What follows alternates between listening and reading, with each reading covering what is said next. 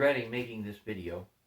I've got a problem with my new lathe that I just got from Precision Matthews. I ordered it in April of 2021 and received it about 5 months later, quite a bit later than predicted. But Matthews is dealing with the COVID effects in China and also with container ships and whatnot. And so it ended up costing them quite a bit more than I paid them to get the lathe here. And they just ate that cost. They didn't pass it on to me. So this video is not a complaining video. It's just that if you have a similar problem, I'm going to go through what I did to fix mine. So I've already talked to tech support via email about the problem that I'm having, and they pretty much pinpointed what they thought it was, and that matches what I think it is. So let me start at the beginning. I got my new lathe, and I turned it on and started checking out some of the functions, doing a little measuring of run out and whatnot. And then I went to use the carriage feed and the cross slide feed, and it all worked fine. But then I engaged the cross feed one last time, and everything stopped. The spindle stopped, the power went off, and this whole mechanism was bound up. It wouldn't go left or right down the carriage. I got it freed now, and it wouldn't go in and out, and I couldn't disengage the cross feed travel. And so the first thing I did was to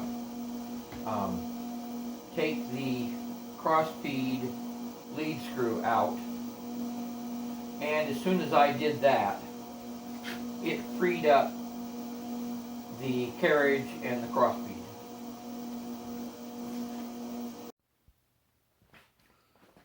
So I began disassembling it, taking off the hand wheel.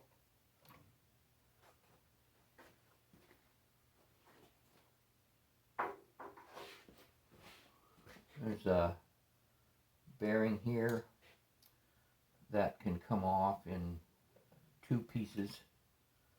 So take it off carefully. Okay, that allows us to get into this piece right here.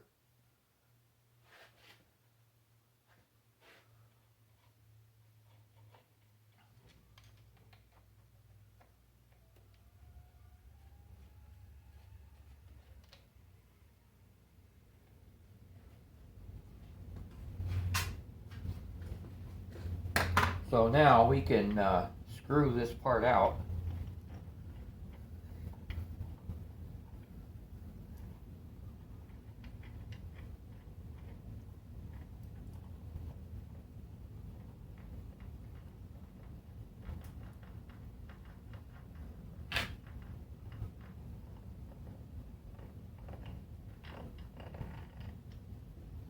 And so this is your cross feed drive screw, lead screw. This gear here engages a larger gear in the carriage, which is where the power comes up through. So the power comes in through here, through this lead screw. That drives a gear inside, and then that drives this. And of course you engage it and disengage it with this. So you can see in that little hole that that gear engages and disengages with that. At any rate, once I got this apart, then this carriage drive lead started beginning to turn freely. I could then crank the carriage up and down the ways. And maybe this problem was just to get me to take this all apart and clean it, because I intended to do that anyway. So anyway, we need to take off the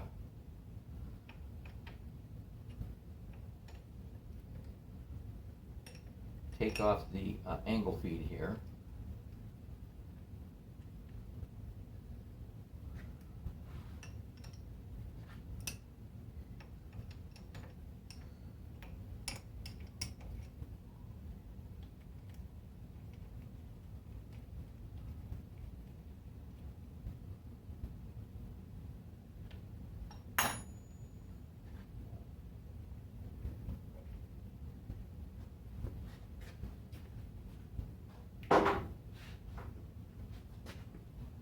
And we got a couple little T-nuts here. Probably a little anal retentive here. I like to put the nuts back on the bolts. I might have this apart for several days, so this helps me when I reassemble. And so now this part here moves pretty freely. The gibs are pretty tight, but it's not bad. One thing I discovered is that when you have a DRO attached to the side of your crossfeed, this is the scale for the crossfeed, you can't get an Allen key into your Gibbs adjustments or your crossfeed lock.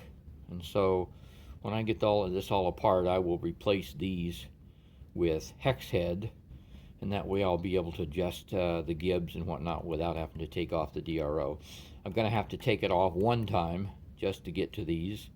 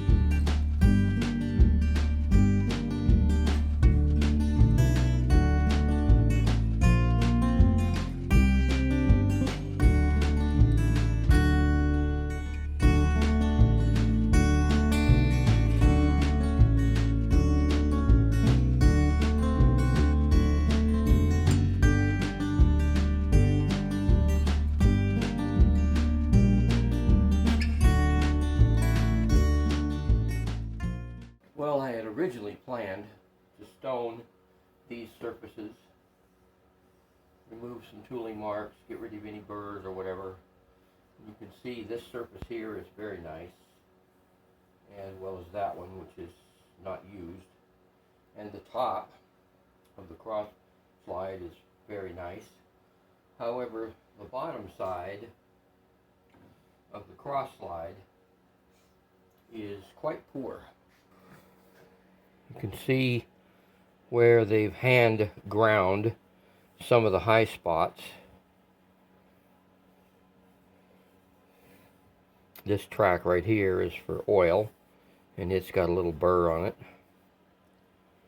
And same thing with the other side. And I put a straight edge on this, and there's quite a bit of light shows up in the middle as opposed to the ends, and so it's not really that flat. So I'm going to put it on the milling machine today and do a real light surface until I get it totally flat, and then I'll be ready to reassemble it. Okay, we're about ready to take off 10,000s.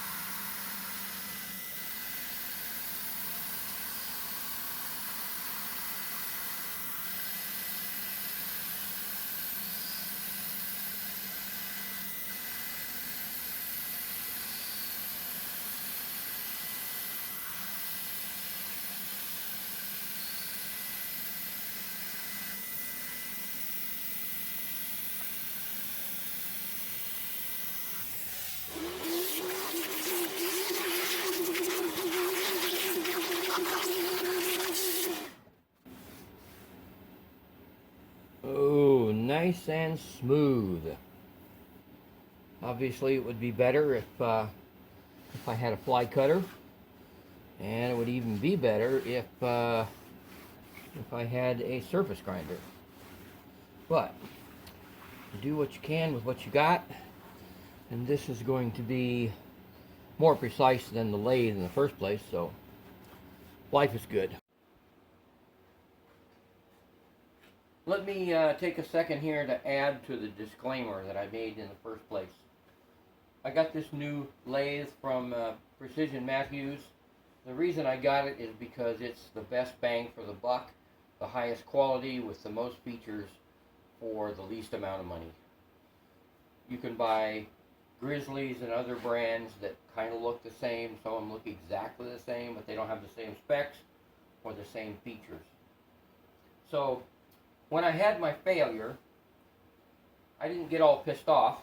I've been machining for well over 30 years.